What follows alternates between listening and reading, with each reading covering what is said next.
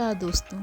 एक रहस्यमयी परछाई के एपिसोड 8 में आपने सुना कि आरव और नैना किस प्रकार एक रहस्यमयी सुरंग में फंस गए। अब आगे सुनते हैं कि उस सुरंग में क्या क्या हुआ। सुरंग कांप रही थी, ऊपर से पत्थर गिर रहे थे और धूल का गुबार हर जगह छा गया था। आरव और नैना हांफते हुए पैसेज से बाहर निकले। उनके हाथ में वही पुरानी डायरी थी, सोसाइटी का सबसे फॉरबिडन सीक्रेट। जल्दी करो आरव, अगर ये रास्ता बंद हो गया तो हम यहीं जिंदा दफन हो जाएंगे, नैना चिल्लाई। आरव ने उसकी बाँह पकड़ी और दोनों आखिरी पत्थर गिरने से पहले ही पैसेज से बाहर निकल गए।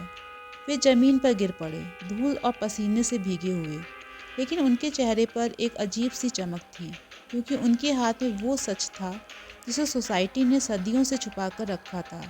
कुछ देर बाद जब दोनों ने खुद को संभाला तो नैना ने डायरी खोली। पन्ने पुराने थे, स्याही धुंधली हो चुकी थी, लेकिन शब्द अब भी जिंदा थे। पहला पन्ना पढ़ते ही उनके रोंगटे खड़े हो गए। विस्पर्स का उदय 16वीं शताब्दी में हुआ। जब शहर से वे कस्बा था, तब हमारे पूर्वजों ने अंधकार और ज्ञान को मिलाकर एक नया आदेश बनाया। हमारा काम था सत्य को छिपाना और झूठ को शासन बनाना। आरव ने हैरानी से कहा, मतलब ये सोसाइटी कोई आधुनिक कंस्पिरेसी नहीं, बल्कि सदियों पुरानी रिगेसी है। नैना पन्ने पलटती गई। हमने रूलर्स को कंट्रोल किया, विद्रोहों को दबाया और जिन लोगों ने हमें चुनौती दी उनका नाम इतिहास से मिटा दिया। उनके हाथ कांपने लगे। अरे ये लोग सिर्फ रूलर्स को नहीं, पूरी सिविलाइजेशन को मैनिपुलेट कर रहे थे।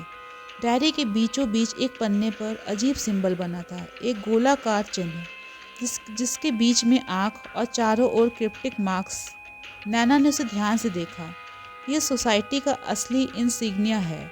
हमने जो देखा था वो सिर्फ उसकी सिंप्लीफाइड रूप था।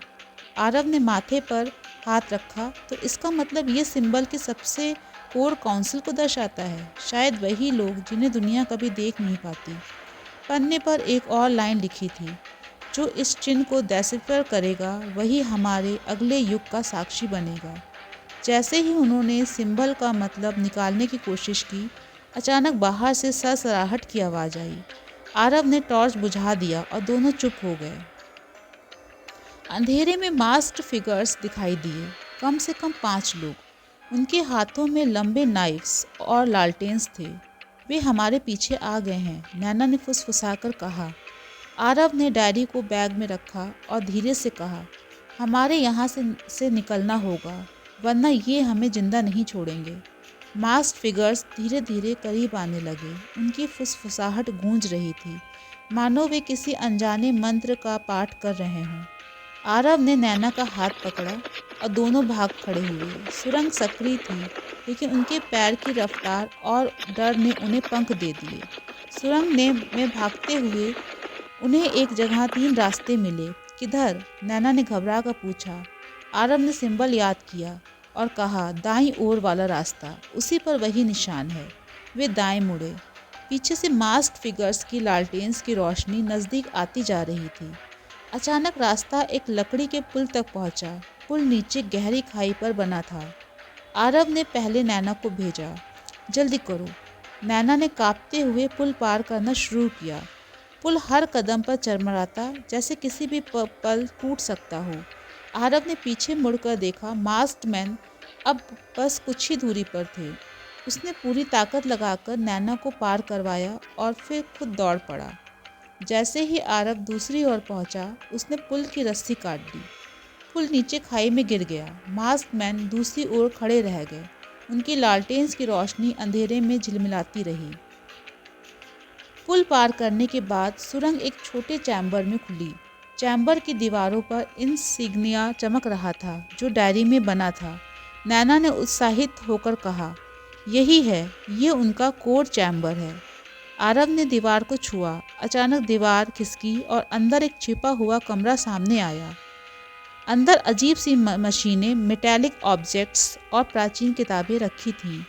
कमरे के बीचों बीच एक पेडेस्टल था, जिस पर क्रिस्टल स्फीयर रखा हुआ था। नैना ने स्फीयर उठाया।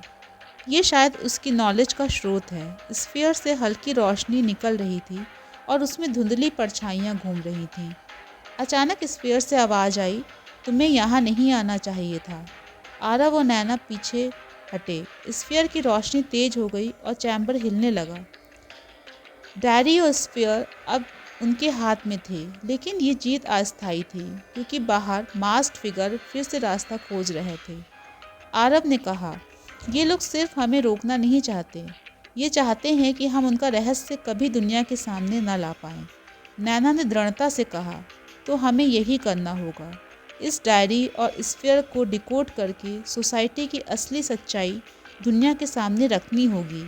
लेकिन उसी क्षण चैम्बर की दीवार पर सोसाइटी का मैसेज उभरा, अगर तुमने अगला कदम उठाया तो ये शहर राख बन जाएगा। दोनों के दिल की धड़कनें तेज हो गईं। मतलब ये लोग सिर्फ छुपकर कंट्रोल नहीं करते, इनके पास इतना पावर है कि पूरा शहर नष्ट कर सकते हैं, आरव ने कांपते हुए कहा।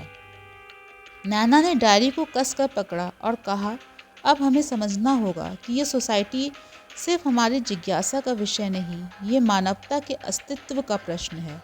आरव ने उसकी आंखों में देखा। और अब हम सिर्फ खोजी नहीं रहे, अब हम उनके दुश्मन बन चुके हैं। जैसे ही वे बाहर निकलने का रास्ता ढूंढ रहे थे, अचानक सुरंग में गूंजती हुई आवाज़ आई, तुम्हारी किस्मत हमारे हाथ में है, अगला कदम सोच कर रखना, वरना ये शहर सुबह नहीं देख पाएगा। टॉर्च की लौ कांपने लगी। डायरी और क्रिस्टल स्फीयर उनके हाथ में भारी लगने लगे। और इसी डर और रहस्य के बीच ये एपिसोड समाप्त होता है दोस्तों। सोसाइटी के सबसे बड़े सीक्रेट और उनके अगले घातक खतरे के साथ अगले एपिसोड में मैं आपसे मिलूंगी। नमस्कार।